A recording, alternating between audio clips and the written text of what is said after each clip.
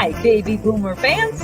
We are Jackie and Janine, the Pfeiffer sisters, and love to talk about the 1950s, inviting you to reminisce with us as we explore experiences of that decade.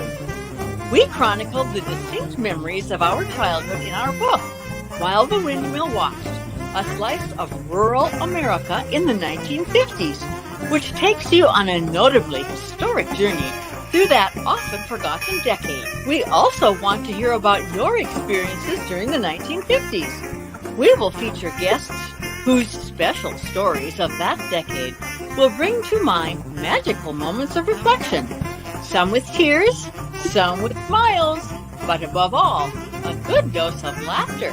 We would like you to chat with us as we bring to mind the sights and sounds so familiar to that time in history. Grab your favorite malt or Green River. Make sure you are wide awake and get ready to be inspired about the 1950s. Welcome to the 1950s Fun Chat. Hello, thank you for joining us today. This is going to be another wonderful fun chat, Jackie. I love these fun chats because look at all of the people we get to meet and all of the unique experiences about which we learn that happened in the 1950s. Such a tremendous decade, and how fortunate we were to have lived then. And we're grateful for our viewers who tune in weekly or maybe sporadically, maybe as they're driving down the road or as they're doing who knows what, but we're so grateful for them to be a part of our history lesson, you might say, our live history lesson. But Jackie, today is not unlike any others, but it is also like others. So take us from that point, please. Well, my job, ladies and gentlemen who are viewing, is to point out a couple of things on the screen. On the bottom corner, or the bottom, you will see our website, www.While the Windmill Watched, as it goes across the bottom in that purple banner. So we do want you to go there, please, because there you will find all information about the book, the vendors, the events, about the authors, and about the 1950s Fun Chat. There are over 80 fun chats there. We've been doing this for a year and 4 months or so. And so you will find so much of interest there of the 1950s. Now, look in the upper right-hand corner. You'll see the picture of our book. That is a beautiful North Dakota sunset, which wraps around the book. And on the lower part of the lower right-hand corner of that book, you'll see a little white spot. Well, actually, it is a very important little white spot because our dear book was published in April of 21. In April of 22, this little white spot represents an award that the book received, and that was the 2022 National Independent Press Award in Regional Nonfiction category as the distinguished favorite. Mm-hmm. So our little book is so happy to sport that little white medallion. Well, without further ado, as often says, it's time to introduce our guest. We have a guest today named Steve Pietroburgo, and he was born in St. Louis, Missouri, or Missouri. I don't know how to pronounce that correctly, I guess, in 1958. Other than a few years spent in Ohio as a young child, he grew up and went to school in St. Louis. He is the oldest of 5, having 3 brothers and 1 sister. The siblings grew up with a large extended family. Their paternal grandparents emigrated from Sicily. After high school, Steve attended the University of Missouri, and received a degree in forest management. He moved to Washington State within a year of graduating and spent most of the next 33 years working for the United States Department of the Interior, first with the Bureau of Indian Affairs, and finally with the U.S. Fish and Wildlife. So Steve and his wife, Kim, have lived in Colville, Washington since 1990. So, Steve, we welcome you to the 1950s Fun Chat. Yes. Good morning. Yeah. Good morning. So, to begin with, like so many children of the 1950s, your parents and grandparents were influenced by the Depression. So we'll start with that before we move on to later 50s. So in what ways did their influences shape you? Well, I suppose to the most degree, it was, their attitudes towards, shepherding resources, money, that sort of thing. We got a heavy dose of that as kids, and I think it definitely shaped, our attitudes as well, and in a way that it worked out for us. There was lots of talk about saving money, not wasting things, and we were definitely made to be aware of the value. Yes. I can remember lots of sayings being passed on about the value of a dollar, and I would say that definitely influenced us as kids. Yes. Okay. Tell us about your Sicilian grandparents. Is that correct? Your grandparents? Yeah. They were wonderful people. There was they immigrated early in the 20th century.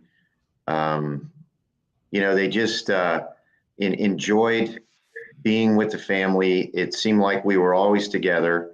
They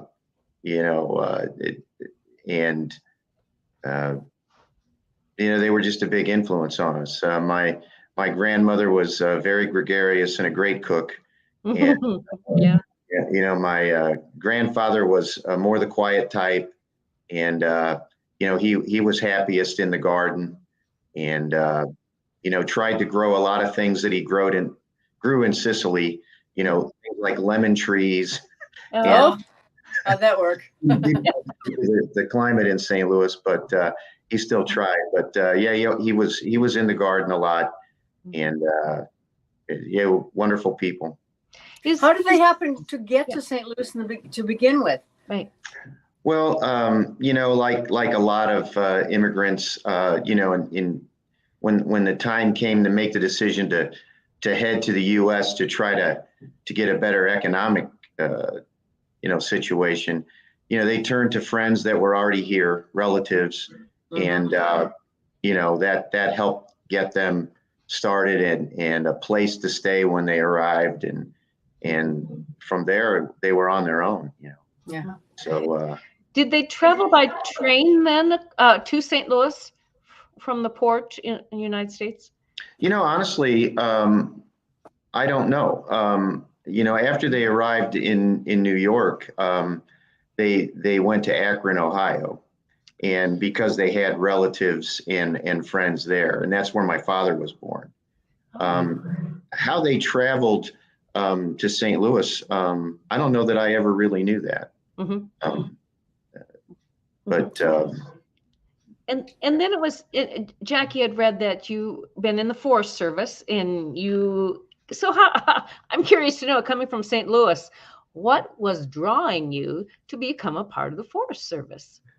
Well, my interest in conservation, I think, began early on. I was in the Boy Scouts as a child, and even though we grew up in the city, that offered us the chance to get out and do a lot of hiking and camping in the woods of Missouri. And I think that's pretty much where my interest in conservation got started.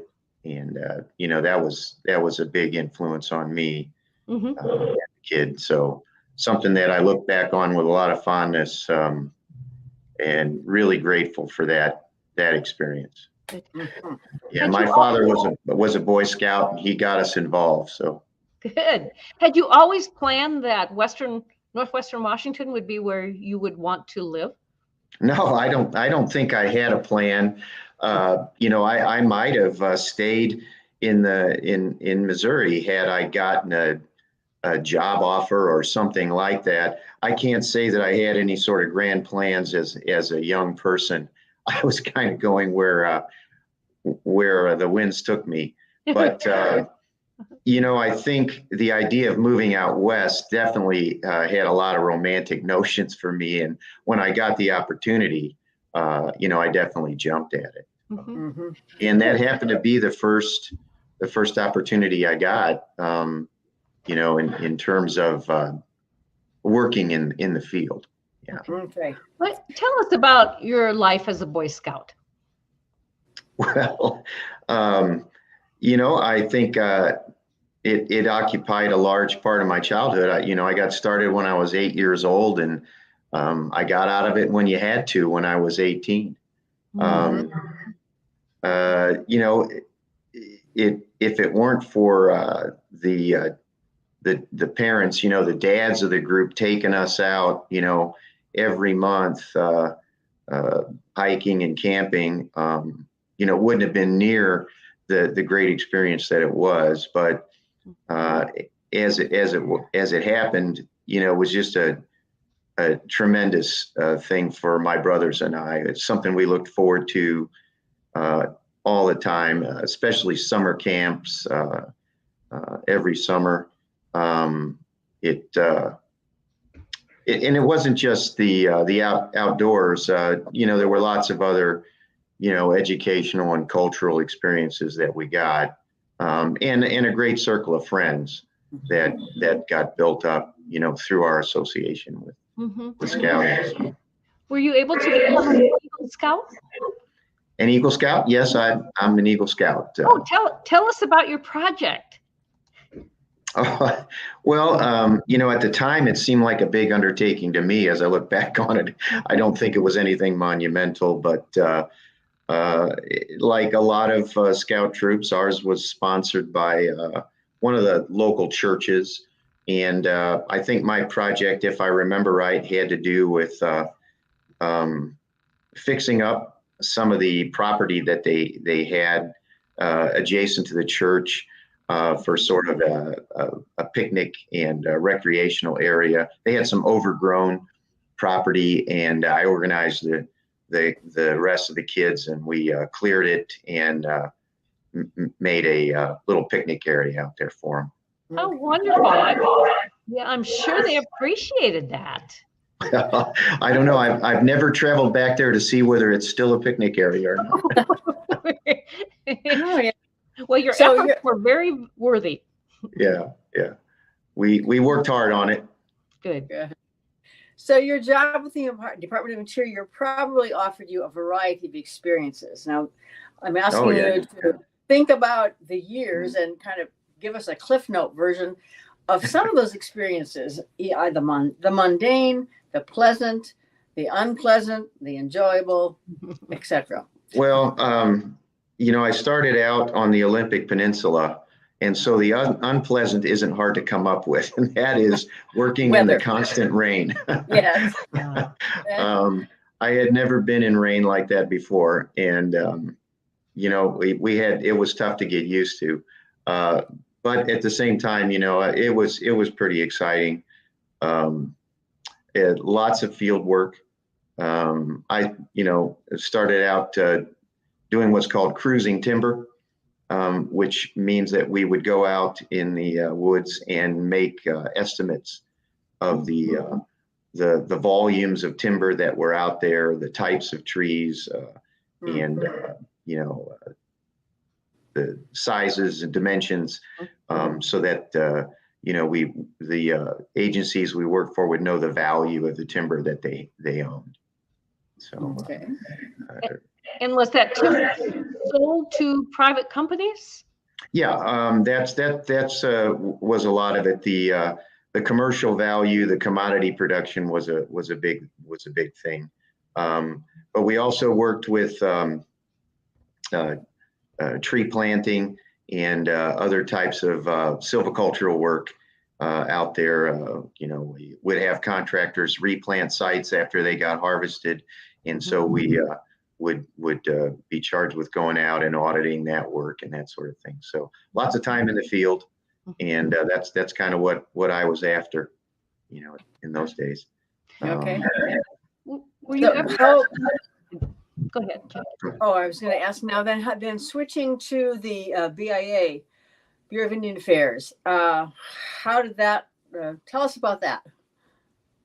Well, I got a chance to work on a number of different tribal properties when I worked with the Bureau of Indian Affairs. As I mentioned, I started out on the Olympic Peninsula working on the Quinault Indian Reservation, as well as some other small properties over in the Puget Sound area.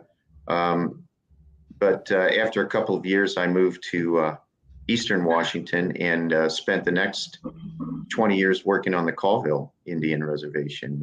And what did that entail? Well, I did a number of things there. Once again, the Confederated Tribes of the Colville were involved in commercial timber harvesting. They ran several sawmills in the Omak area, and you know, we did a lot of work in terms of praising timber values and designing timber harvesting units and administering the sale and harvesting of timber on the Indian reservation. In addition, go ahead. I was going to say, was part of the deal, the contract, that you would also include natives working with you? Oh yeah, we worked with tribal members, you know, exclusively. It was an interesting mix. I learned a lot that I had never learned in forestry school. You know, definitely cultural education began in earnest when I began to work in Indian country, and I had a lot to learn. And you know, one of the biggest lessons in dealing with any new culture is don't assume that everybody's the same. You know, and I really enjoyed my years working with the tribes, and made a lot of good friends during those years. What do you think, can you recall something that was the most challenging to you in that profession? Wow, the most challenging in terms of working with the tribes, or in forestry in general? How about let's take the first one, working with tribes. Well, I think, you know, it was you know, just the cultural education that I needed to get, you know, about working across cultural boundaries. And, you know, it was very worthwhile. And, but I really wasn't prepared for it, you know, when I first got out west, and wasn't, you know, I had a lot of catch up to do in terms of, you know, learning the history and, you know, just adapting and listening, you know. Was it different working with the tribes of Eastern Washington versus Western Washington? In general, no. I mean, people are people, and you just need to, when you walk into a new environment, you know, what I learned was you just needed to spend a lot more time listening than you did talking. At least that seemed to me to be helpful. I don't know that I always adhere to that as well as I should have, but you know, the challenges really are the same. But in general, you know, getting to know the people is what you need to do. I spent a whole lot more time in Eastern Washington, so I guess I don't know that I gave, you know, Western Washington enough of a chance. I was tired of the rain, and I was ready to try something else. So I definitely enjoyed the area, you know, more in where we live now. I think you're on a good point. You say working with cross cultures, different cultures. One of the best things that you can do is just listen, and work with them and learn about them, and they listen to you. Did you find that it was the feeling was reciprocal, and that they wanted to learn from you? Oh, absolutely. At times, it might seem as though, you're an outsider and not wanted, wherever you might find yourself dropped. But, if you're willing to stick it out and, get to know people, get to know what their issues are, what their lives are like, then, it's definitely reciprocated. It's not going to happen in a month or a year, but after 20 years, you definitely, find like I say, you're definitely more accepted and, viewed more as a friend than an outsider. Sure. There's a trust, I'm sure, that develops between you.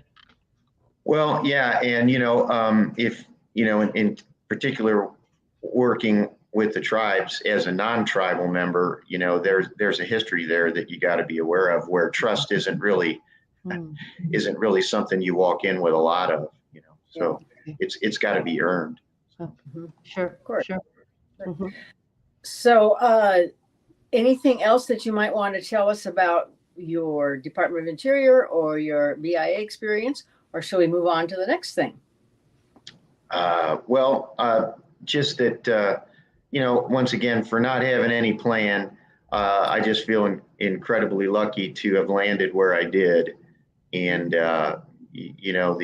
particularly on the Colville Indian Reservation, spectacular piece of country to get to work on. And, I worked with some great people and, learned a lot while I was there. Cool. All righty. Yeah. So then tell us about how your dream of flying became a reality. Well, at the risk of sounding redundant, once again, I had no plan when I got started. It was something that had been percolating in the back of my mind for a long time. I had thought about it when I was a kid, but for some reason, I think I thought I wasn't smart enough to learn to fly an airplane. But I happened to get the opportunity after we moved to Colville. At this point, it was obvious if I was going to do that, I was going to have to pay for it myself. And at the time, I had the resources, and a new flight instructor had moved to town in Colville. I heard about him and went up to meet him. And when I got back to the house, I had a whole set of books and plopped them down on the kitchen table. And my wife said, "Well, looks like you're pretty serious about it." Yes. But I just dove in, and one thing led to another. Mm-hmm. From what I recall of our experiences in the 1950s with aeronautics, it was very little. Our joy came from taking a Sunday afternoon drive to the Bismarck Airport and watching commercial airplanes land and take off. Yeah. How did your love for aeronautics begin? Well, we would do the same thing. We would beg our parents to stop when we would drive by the airport in St. Louis, and we'd sit there and watch airplanes take off and land. But my dad worked for a company called McDonnell Douglas before they were bought by Boeing, and worked as a mechanical engineer for them, and they made both commercial airliners as well as aircraft for the military, and that's what he worked on. And I would look at pictures of aircraft he worked on, and that just sort of sparked an interest for me, as a young kid. Do you recall when you first flew in an airplane? I was at university, and Buddy and I needed to travel to St. Louis, which was it was about a 2.5 hour drive. And neither one of us had a car at the time. And somehow he got us a flight on a little airline in southern Missouri called Ozark Airlines, and we flew on a DC-3 from Columbia, Missouri to St. Louis one night. That was, I think, my first trip on an airplane. What do you remember about that, Steve? Just listening to those radial engines start up, and they, in those days, they flew with the cockpit door open, so I could sit there and crane my neck and look up onto the flight deck and watch those guys work. Oh, there's so much to learn about that when I look at the pictures of a flight deck. Oh my goodness. And just the fact too that the safety of the people within that plane is all in your hands. Yeah, that got impressed upon me from my first day of flight training, that was your primary responsibility. And that's something I still have to try to pass on to my clients, when I'm teaching them, is that if you're the pilot in command, you're the one that's ultimately responsible for the safe outcome. Yes. And back then, how did passengers board a plane?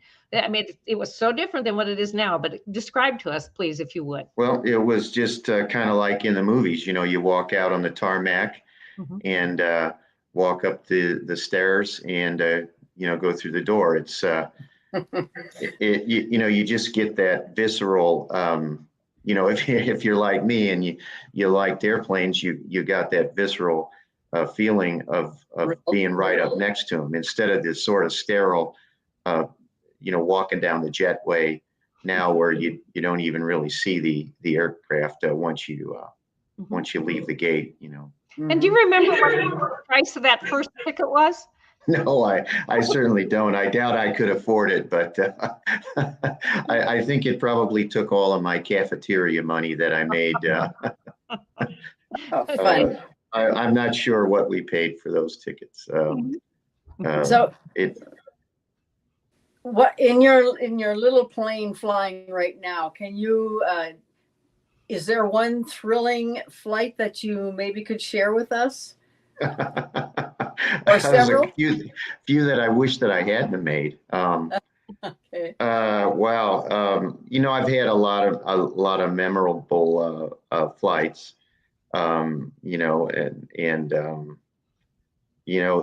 guess, for me, maybe the most memorable ones for me are the ones that I make as an instructor. When actually I get out of the airplane and watch my student fly it for the first time by themselves. I don't never really get tired of that. And that's probably nothing spectacular in terms of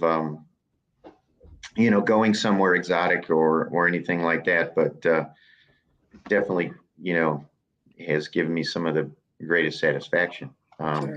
There's been a few flights where the weather didn't work out the way I normally like, and there's been a few that offered some challenges that way. But I guess you're not gonna, I've been flying for about 30 years, so you're gonna have some of that. Well, I can understand how you can, when you sent your fledgling into the air, that would have been a proud moment if they didn't crash. Yeah, it's I've been fortunate to be able to do that a number of times, and never really gets old. Yeah. That's super.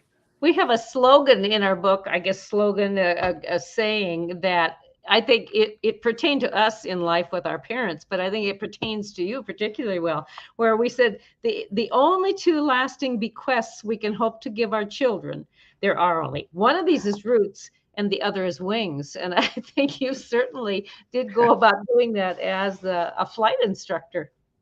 Did you, when you were teaching these folks, whether it be, did you teach youth and adults in your flight education? Yeah. I've had students that range in age from 16 up to late 70s. Okay. You know, and that's, you know, a challenge right there in you know, learning to, you know, every student, you have to learn how they learn the best. And there's certainly differences among different age groups that, you know, again, you can't assume that everybody's the same, but in general, young people learn differently from older folks. And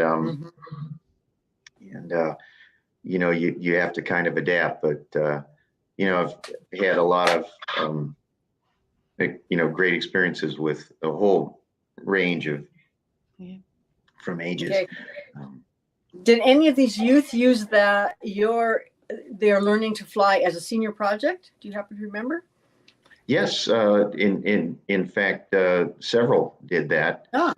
Some of my better students were of that age when they started, and you know, sometimes they would come in and say, well, that learning to fly is going to be my senior project, and have to, you know, kind of counsel them a little bit that this is a little bit bigger than a senior project. Let's maybe make your senior project a portion of learning to fly, because you're not going to be able to you know, it's usually beyond the scope of a senior project. Yeah. Tell us about the senior project. Is this something that happens in the Colville area, and is it senior in high school? You know, it was at one time. I don't know if they still do or not. My kids. Okay. Yeah, my kids have been out of school for a while, and I haven't been approached by anybody for a while. But most of the local schools I know did have that as a requirement. Okay. And it was a year-long educational effort? Depending upon the project. Oh. Yeah, okay. yeah. And the projects themselves, you know, seem to be pretty significant, but you know, had.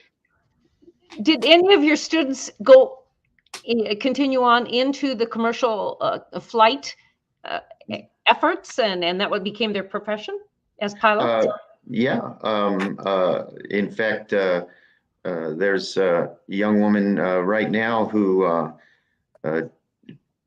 trained with me when she was just a senior in high school.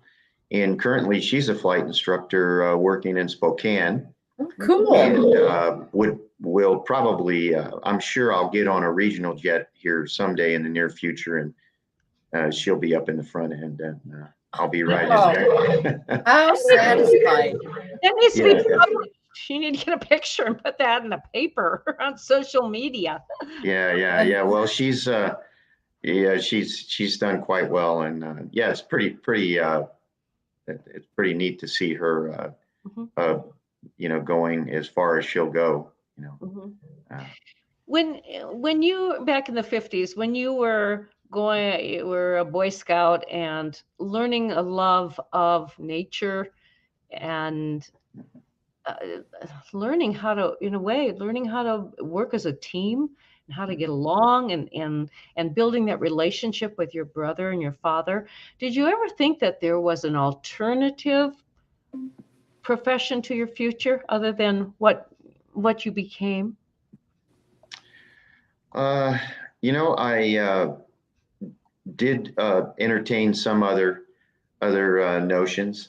You know, I definitely took a lot of math and science in school, and probably could have been happy going into engineering or something like that. But I think the opportunity to work in the outdoors, you know, pretty much overrode, you know, everything.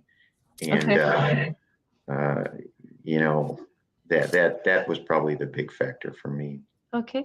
Steve, there are usually a couple questions I like to ask folks before we conclude this wonderful fun chat with you. And one is, what has been most influential in the 1950s that you've carried with you through into your adulthood? Wow. Probably, just, appreciation for, family. We still have, reunions and get-togethers. Even though I've lived in the Northwest now for longer than I grew up, longer than I lived in the Midwest. All my family, my extended family is located back there. And as much as I love it out here, the one thing I miss is that, being with them. Of course, we get the opportunity to do that. But yeah, I guess that appreciation and, love for the extended family is the biggest thing for me. Would you say that was a fun memory of your childhood, was growing up in your family? Oh yeah. Our cousins were pretty much like siblings to us. We were with them all the time, and it was, a lot of fun. This has been a wonderful fun chat. I learned a lot about an area of the country which I really don't know a lot. And so thank you for sharing about your life in the 50s, and as you even matured into adulthood and the profession that you entertained all of your life. Thanks so much, Steve. And certainly. Viewers, we're so thankful that you joined us today. We're gratified by that fact. Hope that you want to keep up and listening to these 1950s fun chats, because they are all unique, entertaining, and informative. Jackie, how can you close our program today? I can just close by talking with our viewers and asking them to please hit the red subscribe button and the blue thumbs up button, and tell your friends, even your family, about the 1950s fun chat. So till next time.